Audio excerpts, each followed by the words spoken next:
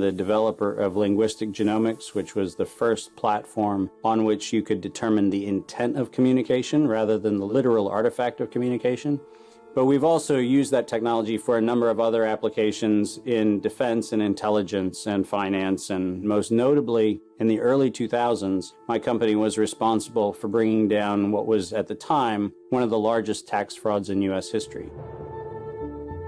We maintained a series of inquiries into every individual, every organization, and every company that is involved in anything that either blurs the line of biological and chemical weapons or crosses that line in any of 168 countries. In 1999, there were 1 million patents digitized by IBM, and those 1 million patents were the first time human innovation had been put into an electronic digital searchable format. We took that information and we did a very simple exercise using our linguistic genomics technology, where I made the horrific assessment that approximately 1/3 of all patents filed in the United States were functional forgeries, meaning that while they had linguistic variations, they actually covered the same subject matter.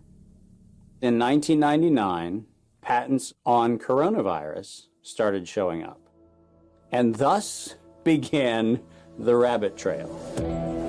March 2003. Panic grips Hong Kong as a deadly new virus sweeps through the city. In 2003, the Center for Disease Control saw the possibility of a gold strike, and that was the coronavirus outbreak that happened in Asia. They saw that a virus they knew could be easily manipulated was something that was very valuable, and in 2003 they sought to patent it. And they made sure that they controlled the proprietary rights to the disease, to the virus, and to its detection, and all of the measurement of it. We know that Anthony Fauci, that Ralph Baric, that the Center for Disease Control, and the laundry list of people who wanted to take credit for inventing coronavirus were at the hub of this story.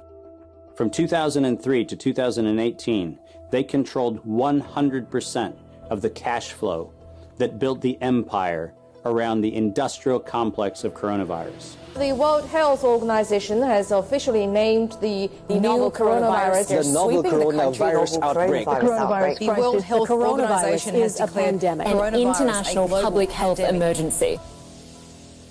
While we know that the coronavirus manipulation started with Dr. Ralph Baric in 1999. The major characteristics of SARS, MERS, and SARS coronavirus 2, it's a good way for you... Ralph Baric is the researcher at the University of North Carolina, Chapel Hill, who's famous for his chimeric coronavirus research.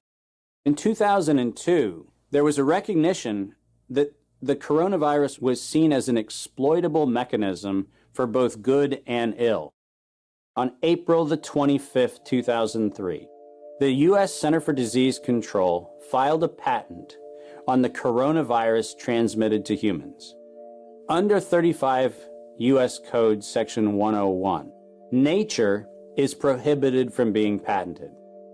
Either SARS coronavirus was manufactured, therefore making a patent on it legal, or it was natural, therefore making a patent on it illegal. If it was manufactured, it was a violation of biological and chemical weapons, treaties, and laws. If it was natural, filing a patent on it was illegal. In either outcome, both are illegal. In the spring of 2007, the CDC filed a petition with the Patent Office to keep their application confidential and private. They actually filed patents on not only the virus, but they also filed patents on its detection and a kit to measure it. Because of that CDC patent, they had the ability to control who was authorized and who was not authorized to make independent inquiries into coronavirus. You cannot look at the virus, you cannot measure it, you cannot develop a test kit for it. And by ultimately receiving the patents that constrained anyone from using it, they had the means, they had the motive, and most of all, they had the monetary gain from turning coronavirus from a pathogen to profit. Developing and owning a coronavirus vaccine has become a biotech arms race with political overtones. This vaccine gold rush is starting to bother me. Gold rush. Let's keep that in mind. And so somewhere between 2012 and 2013, something happened. The federal funding for research that was feeding into places like Harvard, Emory, University of North Carolina, Chapel Hill, that funding suddenly became impaired by something that happened at the NIH, where the NIH got this little tiny moment of clarity and said, I think something we're doing is wrong. And in 2013, the NIH said, gain-of-function research on coronavirus should be suspended. The National Institutes of Health had a moral and social and potentially legal reason to object to research.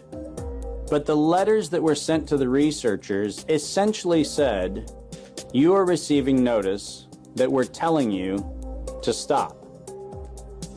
And now on the bottom of the page, we're going to clarify what stop means. Keep going. But when the heat gets hot in 2014 and 15, what do? You offshore the research. You fund the Wuhan Institute of Virology to do the stuff that sounds like it's getting a little edgy with respect to its morality and legality. But do you do it straight way? No. You run the money through a series of cover organizations to make it look like you're funding a U.S. operation, which then subcontracts with the Wuhan Institute of Virology. The U.S. could say, China did it. China could say, the U.S. did it. And the cool thing is, both of them are almost telling the truth.